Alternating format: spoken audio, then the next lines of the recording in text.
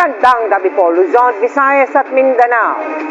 Nakakulong na si dating Pangulong Rodrigo Duterte sa The Hague Penitentiary Institution kung saan sinalubong siya ng mga taga-suporta at mga nagpo-protestang kritiko. Bago niyan ay formal muna siyang i-turn over sa International Criminal Court kaugnay ng kasong Crimes Against Humanity dahil sa kanyang madugong gera kontra droga.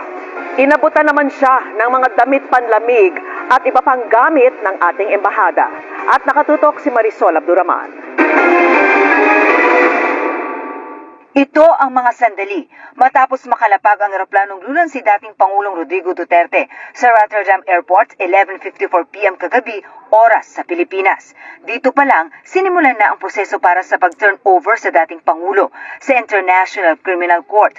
Nagsagawa rin ng inisyal na medical check-up kay Duterte.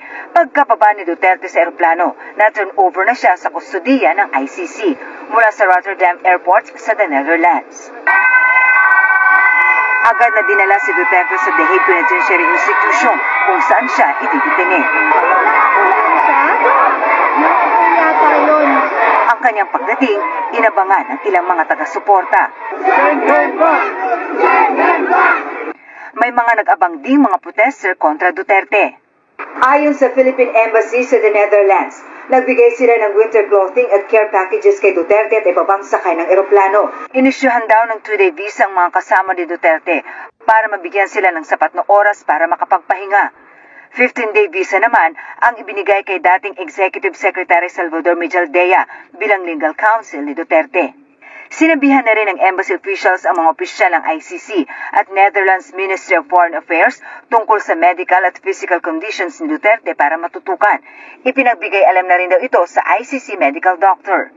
Lilitisin si Duterte ng International Criminal Court para sa kasong Crimes Against Humanity dahil sa kanyang madugong gera kontra droga kung saan mahigit 6,000 ang namatay. Ayon kay ICC Chief Prosecutor Karim Khan, ang pagkakaaresto kay Duterte ay isang mahalagang development sa paghahanap ng hustisya ng mga biktima. International law is not as weak as some may think.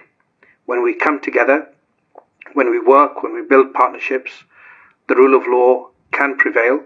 Sa mga susunod na araw, inaasahang haharap si Duterte sa ICC. Mr. Duterte is presumed innocent.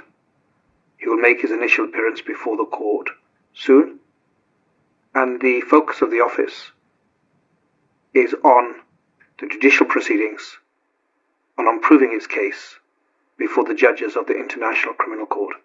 Para sa GMA Integrated News, Marisol Abduraman, nakatuto 24 oras.